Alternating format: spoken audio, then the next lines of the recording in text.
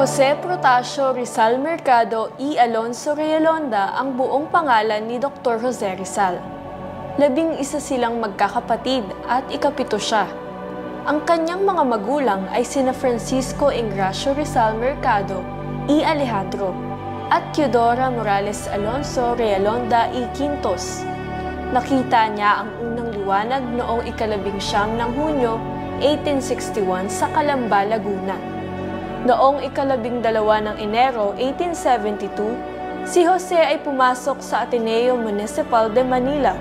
Siya ay nagpamalas ng kahangahangang talas ng isip at nakuha ang lahat ng pangunahing medalya at notang sobresaliente sa lahat ng asignatura. Sa paaralang ito, natamo niya ang katibayang Bachiller en Artes at notang sobresaliente, kalakip ang pinakamataas na karangalan.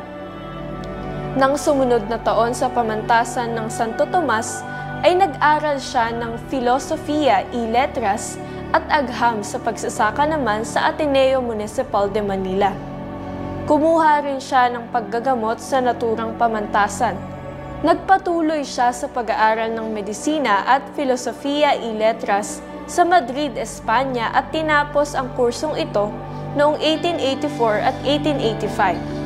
Ayon kay Retana, ipinahayag ni Rizal na sinulat niya ang unang kalahati ng Noli Me Tangere sa Madrid noong magtatapos ang 1884. Sa Paris naman ang ika-4 na bahagi at isa pang bahagi ay sa Alemanya. Ipinalimbag ito sa Berlin at noon lamang Marso 1887 ay lumabas ang 2,000 CP. Si Dr. Maximo Viola na taga San Miguel, Bulacan ang nagbayad ng pagpapalimbag sa halagang 300 piso. Ang El Filibusterismo ang kasunod na aklat ng Noli Me Tangere na ipinalimbag sa Gante, Belgica noong 1891. Bayanin at pagtutulungan sa hospitality.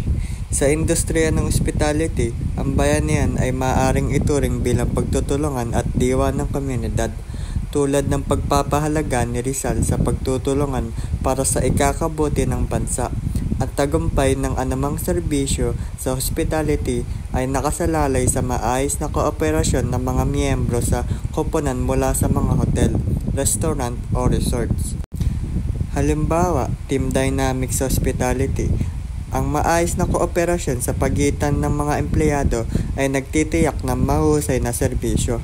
Halimbawa, sa isang hotel, ang housekeeping, front desk at kitchen staff ay kailangan magtulungan ng maayos upang matugunan ang mga pangangailangan ng mga bisita. Kung may isang miyembro lamang na hindi nakikisama, maaaring magdulot ito ng pagkaantala sa serbisyo at hindi pagkakasiyahan ng mga guest.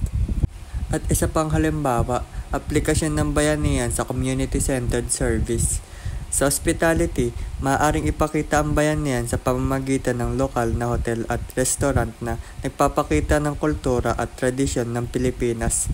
Halimbawa, maaaring gamitin ng isang hotel ang mga locally sourced na materyales, pagkain at itampok ang mga lokal ng artisan upang magbigay pugay sa Filipino heritage. Ang ganitong pagkilos ay nagpapakita ng kolektibong pagsusumikap upang mapanatili ang kultura at masuportahan ang lokal ng ekonomiya. Sa pagtatapos, mahalaga na tandaan na ang mga halaga ni Rizal ay may patuloy na kabuluhan hanggang ngayon.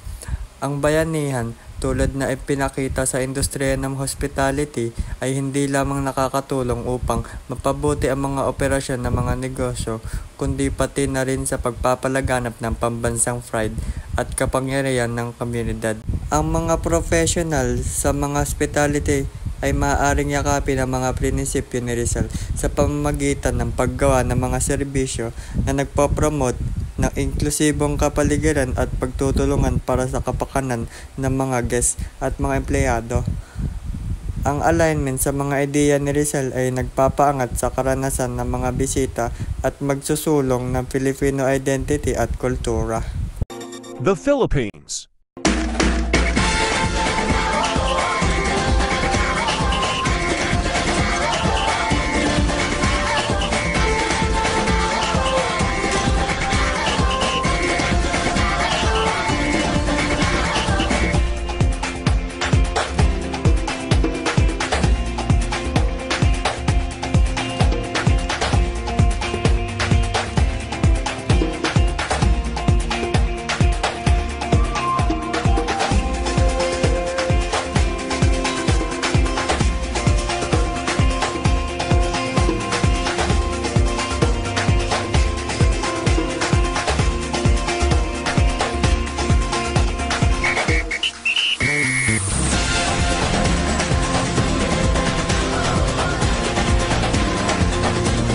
that doesn't end of the beauty of the Philippines.